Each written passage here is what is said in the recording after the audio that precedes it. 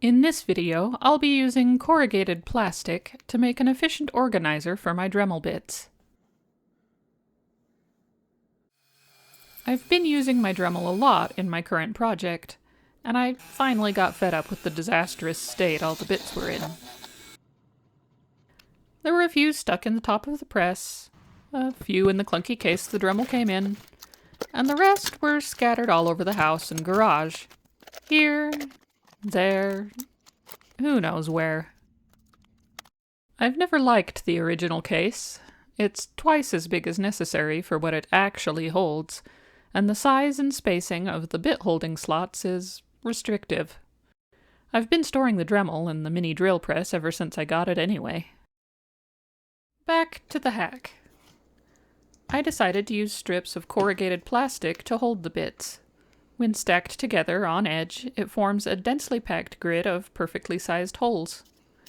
Cardboard would sort of work in a pinch, but it's kind of flimsy and undersized. I measured the plastic and the container to figure out the size and number of strips I would need to completely fill the bottom edge to edge. This particular container has a little rim around the bottom to allow the layers to stack together, so I'll have to work around that. If I were using cardboard, a basic box cutter would probably do the trick. Or, if I were feeling fancy, I could bust out the craft knives. The corrugated plastic is tougher stuff, though, one of the main reasons I'm using it. So it needs beefier tools to cut it. But I hate trying to cut straight lines with a utility knife, so I'm bringing out the big guns. I was lucky enough to find this mat cutter at a yard sale a few years ago, so I'll be using it to make up for my lack of precision slicing skills. After cutting a few panels to the width of the container, I added a little strip of double-sided tape to some 3/4-inch wooden blocks to use as spacers. They made it easy to cut the same size of strip without having to measure each and every one, and I had to cut a lot of strips.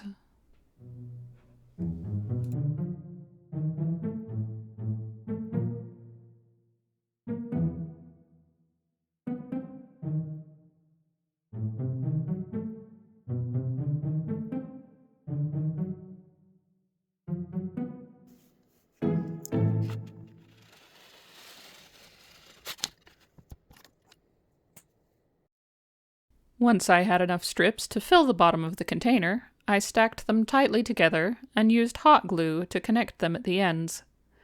By using some nonstick paper backing from shipping labels and a grill spatula, I was able to smash the hot glue flat against the end of the strips.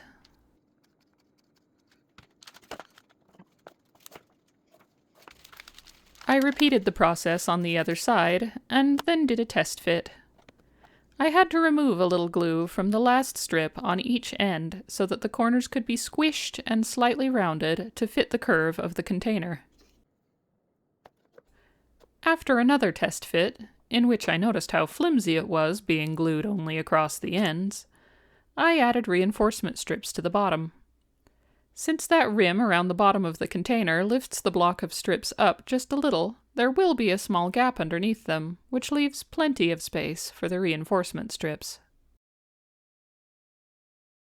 That made the block of strips sturdy enough to withstand being squashed rather forcefully into the container.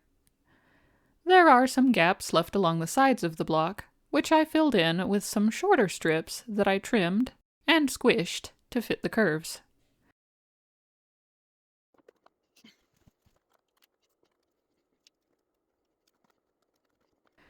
And with that, it's ready for the bits.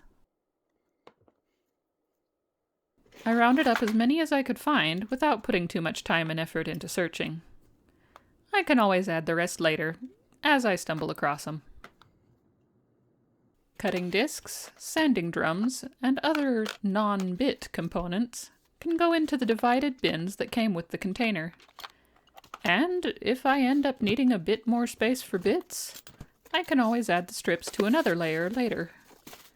For now, everything is much more organized, and I can get back to work on other projects.